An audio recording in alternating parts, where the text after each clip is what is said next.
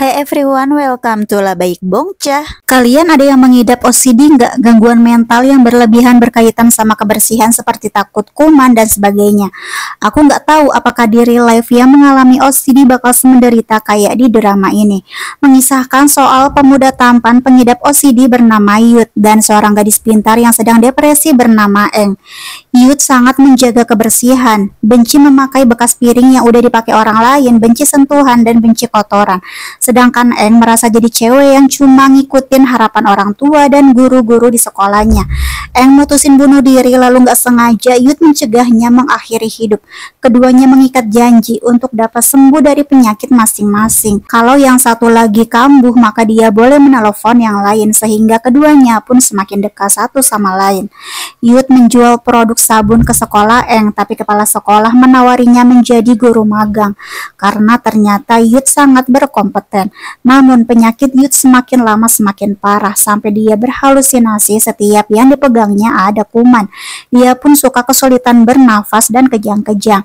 Dari situ Yud makin sering cuci tangan sehingga menyebabkan telapak tangannya ruam-ruam merah. Suatu kali Yud dikerjain sama murid-muridnya, di bangku kerjanya dikasih kotoran anjing. Yud begitu shock, dia tuh langsung mual-mual dan jatuh sambil mengusap-ngusap tangannya. Dia tuh kelihatan sangat ketakutan.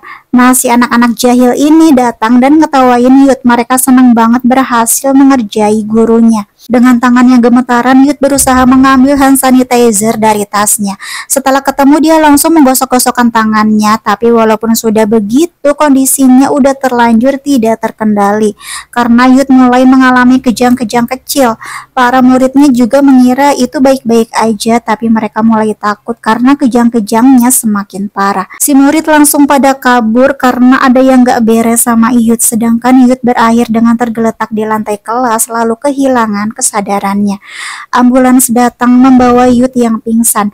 Murid-murid kebingungan sebenarnya apa yang terjadi sama Yud. Eng yang baru aja datang juga shock melihat Yud dibawa masuk ke ambulans. Dia pun bertanya-tanya. Waktu ambulans itu pergi, Eng berlari mengejarnya dan manggil-manggilin Yud. Di sisi lain, Yud yang masih pingsan seperti bisa mendengar panggilan dari Eng. Keduanya seperti terhubung secara telepati. Yud sekarang udah ditangani sama dokter dan kini lagi tidur di kamar gawat darurat. Seorang wanita berkacamata bernama Miss Dream, salah satu guru di sekolah, datang menjenguknya.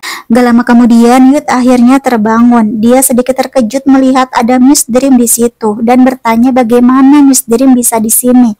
Miss Dream bilang kepala sekolah menelepon kalau Yud dibawa ke rumah sakit.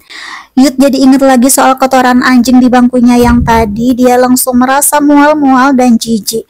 Tapi akhirnya Yud menjadi tenang karena sadar sekarang dia ada di rumah sakit.